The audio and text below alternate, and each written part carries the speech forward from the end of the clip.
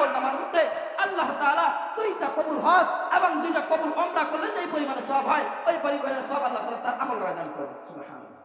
আপনি আপনার টাকা খরচ করে হজ করতে গেছেন, হজ করছেন, যে টাকা দিয়ে আপনার হজ কবুল হয়েছে কিনা সেটার কোনো গ্যারান্টি নাই, কিন্তু ইতিকাফ যদি থাকতে পারেন তাহলে আল্লাহ তাআলা বলেন যে আমি ওই বান্দার আমলনামার মধ্যে 2টা কবুল হজ এবং 2টা কবুল উমরা সওয়াব দান করব।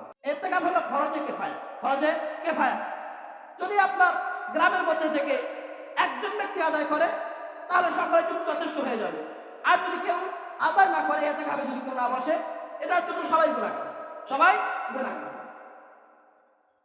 সবাই গুনাহগার হবে। বলে ইতিকাফের অনেক ফজিলত। ইতিকাফের অর্থ কি? বলে নিজেকে সমস্ত কাজ থেকে বিরত রেখে নিজেকে বন্দী রাখা।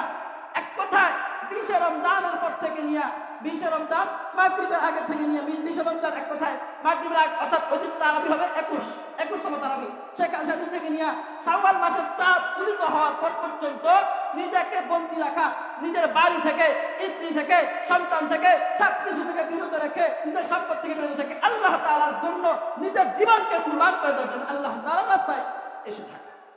এটার নাম হলো ইতিকাফ। এটার নাম কি? ইতিকাফ। এখন ইতিকাফ এমন একটা জিনিস, বলে ইতিকাফ থাকলে কি হবে, ফায়দা কি? ফায়দা অনেক। যেমন আমি 5টা ফায়দা বলবো। কয়টা? 5টা।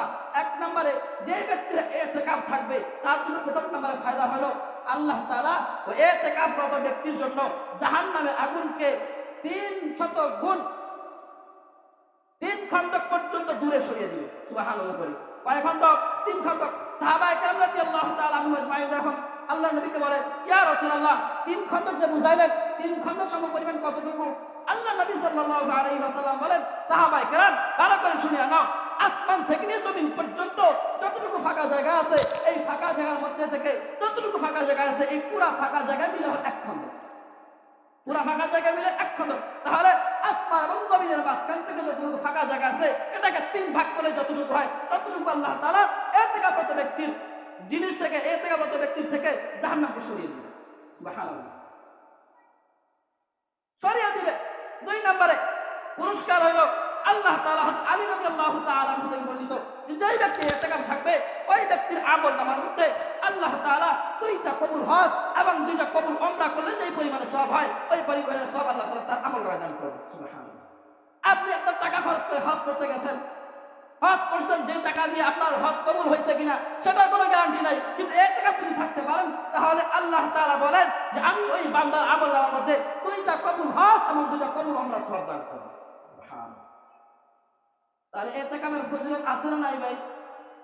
ইতিকাফের অনেক ফজিলত।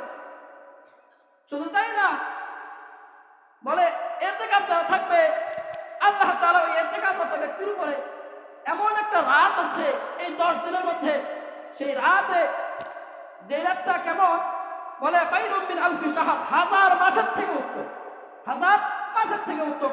সেই মাসটা যদি ইবাদত করতে পারে আর ইতিকাফ থাকবে, তার যদি ঘুমেও কাটিয়ে দেয় আর এই দিনটা যদি চলে যায়, তাহলে সে 80 বছর 4 মাস, 84 বছর 4 মাস এর অগ্রিম সওয়াব আল্লাহ তাআলা তাকে দান করবে।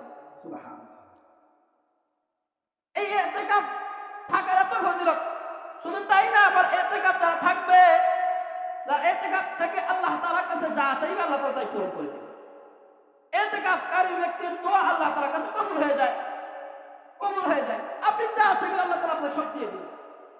আপনার যা দরকার আপনি শুধু বলতে পারি, আল্লাহ তাআলা আপনার সেটা কবুল করে দিবে। এই ইতিকাফ কেন থাকবেন? বলে শেষের দশকে এমন একটা সময় আছে, এমন একটা রাত আছে, যেই রাতটার জন্য আল্লাহ নবী সাল্লাল্লাহু আলাইহি ওয়াসাল্লাম 30 দিন পর্যন্ত ইতিকাফ থাকছে। কয়দিন? 30 দিন। হাদিসের মধ্যে পাওয়া যায় রাসূল কারীম সাল্লাল্লাহু আলাইহি ওয়াসাল্লাম যখন নবুয়ত প্রাপ্ত হয়েছেন তখন থেকে মৃত্যু আগে পর্যন্ত কখনো ইতিকাফ ছাড়েন নাই, কখনো ইতিকাফ ছাড়েন নাই। তবে হ্যাঁ, কোনো এক সময় কোনো কারণে একবার ইতিকাফ করেন নাই, সেটা ভিন্ন কথা। পারিবারিক সমস্যা থাকতেই পারে, বিবিদের সাথে আপনাদের ঝগড়া লাগে কিনা, সমস্যা হয় কিনা, ঠিক ওই সময় একবার সমস্যা হয়েছিল, সেটা ভিন্ন কথা। তার কাজা হিসাবে শেষ বছর নবী করিম সাল্লাল্লাহু আলাইহি ওয়াসাল্লাম যেদিন বা যেই বছরে মৃত্যুবরণ করেন সেই বছরে তিনি 20 রাত ইতিকাফ করছেন, 20 দিন ইতিকাফ করছেন কাজা হিসাবে।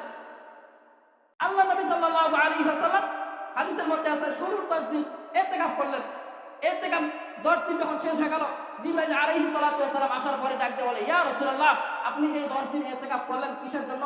আল্লাহ নবী বলে, আমি লাইলাতুল কদর পাওয়ার জন্য ইতিকাফ করছি। জিবরাইল আলাইহিস সালাতু ওয়াস সালাম বলে যে না না, আপনি এই 10 দিন ইতিকাফের যে রাখছেন, যে নিয়ত করে লাইলাতুল কদর আপনি পান নাই, আর সামনের দিকে অগ্রসর হন, সামনের দিকে পাবেন। আল্লাহ নবী সাল্লাল্লাহু আলাইহি ওয়াসাল্লাম মাত্র 10 দিনে ইতিকাফ করলেন। ইতিকাফের 10 দিন যখন শেষ হয়ে গেল, জিবরাইল আলাইহিস সালাতু ওয়াস সালাম আবার রাসূল নবীর কাছে আসার পরে ডাক দিয়ে বলে, ইয়া রাসূলুল্লাহ, আপনি যে ইতিকাফ করলেন 10 দিন কিসের জন্য? নবী করিম সাল্লাল্লাহু আলাইহি ওয়াসাল্লাম বলে, আমি ইতিকাফ করছি লাইলাতুল কদর পাওয়ার আশায়। জিবরাইল আলাইহিস সালাতু ওয়াস সালাম ডাক দিয়ে বলে, ইয়া রাসূলুল্লাহ, আপনি যে লাইলাতুল কদর পাওয়ার আশায় আপনি যে ইতিকাফ করছেন, আপনি লাইলাতুল কদর পান নাই, শেষ দশকে আপনি তালাশ করেন। নবী করিম সাল্লাল্লাহু আলাইহি ওয়াসাল্লাম এর দ্বারা বুঝে গেলেন যে শুরুর দিকে মাঝখানের দিকে লাইলাতুল কদর পাওয়া যাবে না, লাইলাতুল কদর পাইতে হবে কোথায়? শেষ দশকে। এই জন্য নবী করিম সাল্লাল্লাহু আলাইহি ওয়াসাল্লাম বলেছেন যে তোমরা শেষ দশকে তালাশ করো। তবে আমাদের মধ্যে একটা প্রচলন আছে কি, আমরা শুধু মনে করি 27 রমজানই হয়তো লাইলাতুল কদরের রাত, ঠিক না? অথচ নবী কি বলছে, তোমরা তালাশ করো বেজর রাতে, 5 দিন, 21, 23, 25, 27, 29, এই 5 রাতের মধ্যে যে কোনো এক রাতে লাইলাতুল কদর চলেও যেতে পারে, লাইলাতুল কদর চলে যেতে পারে। এর মানে এটা না যে 27 রমজানেই লাইলাতুল কদর চলে যায়। কথা বুঝে আসছে আমার?